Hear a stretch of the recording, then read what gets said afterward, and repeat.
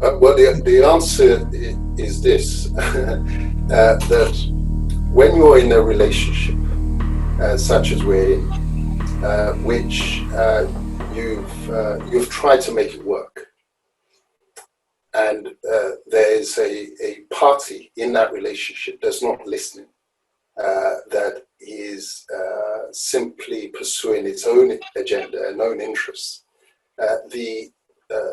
You who are feeling the pain, who are feeling the oppression, you have to then organize yourself in order to assert and defend your own interests. You cannot expect those who, once they've demonstrated, and we've had 60 years to observe, that those who are not interested in making concessions, making compromises, and that really arises largely because they were advantaged in the first instance, secretly advantaged, and that breeds a culture of impunity.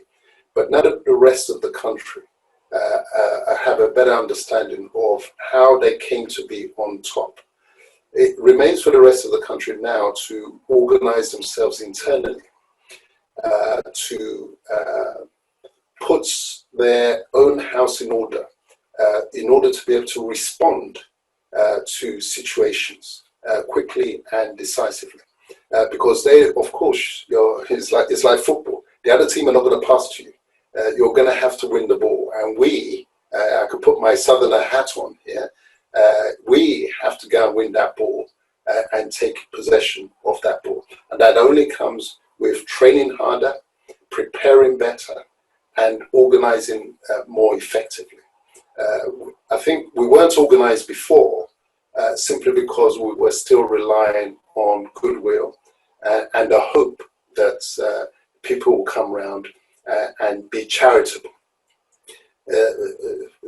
Once the hand of charity is not extended to you, you then have to organize in order to advance your interests. And the lessons, there are precedents there for us. If you look at the experience of the people of South Africa, when the white minority government was similarly behaving with impunity and insisting that it was winner takes all, and that they were not going to compromise.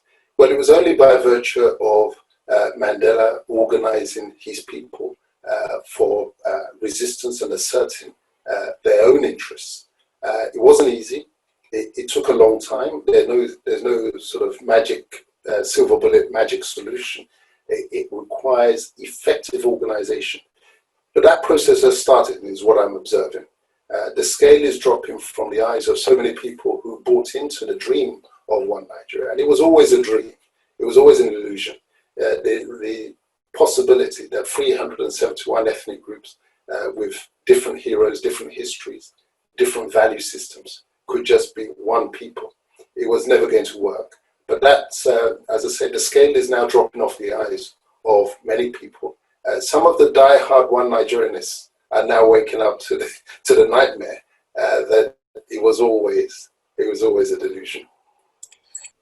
Well, I hope they don't say that, because before you do that, you must prepare yourself. Even before the abused wife decides that she's going to leave home, she's going to have to prepare herself and have a strategy as to where she's going. She must know where she's going to. Absolutely. So I don't think we are at that stage yet. But nevertheless, that's not to say that the abused wife should not prepare for the eventuality of having to leave. Because if she keeps asking and begging for fair treatment and civil treatment, and the abusive husband continues to behave with impunity, there does come a point when, like Brexit. What about if it is the abused husband? Well, similarly, yes, indeed. I mean, we're not sexist in this matter. And it might well be the case. It's the husband that's been abused now. Similarly, there comes a point of break. Nothing lasts forever. The only thing that I understand are supposed to be forever are diamonds. And I don't think any Nigerian will claim that Nigeria is a diamond that would last forever.